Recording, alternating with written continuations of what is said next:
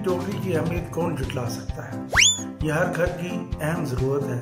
अगर ये ना हो तो सारी रद्दी बिखरी रहे और तमाम तरफ गंद ही गंद नजर आए। ऐसी एक रद्दी की टोकरी गवर्नमेंट के दफातर में भी मौजूद होती है। इसमें इस टोकरी का कोई कसूर नहीं कि वो गवर्नमेंट के दफ्तर में रखी गई है, लेकिन इससे जो काम लिए जाते हैं वो नाकाबिले फरामोश और दिलचस्प होते हैं।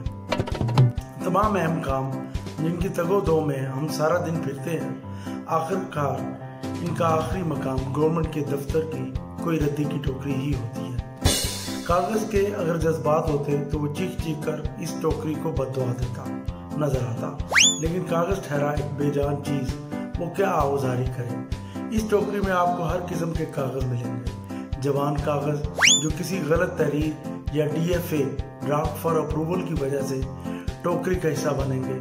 मजलूम कागज जिन पर गरीब और मजलूम लोगों की दरखास्तें तहरीर होती हैं, जो बगैर किसी असर के साहब बहादुर के दफ्तर की टोकरी का हिस्सा बन जाती हैं।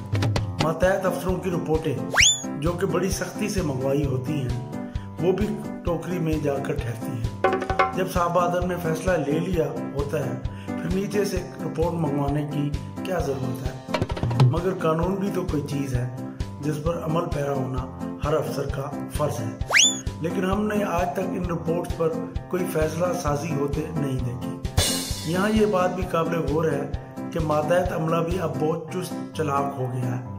वो भी फर्जी रिपोर्टें बनाकर अफसरान बाला को देता है। चलो अच्छा है कि ये रिपोर्ट्स आज तक पढ़ी नहीं गई। घरेलू कागज भी टोकरी से बरामद होते हैं, जिनमें सब्जी, फ्रूट या मुख्तलिफ अशिया खुर्दोनोश के नाम दर्ज होते हैं, जो होम मिनिस्टर के हुक्म पर काम किए जाते हैं।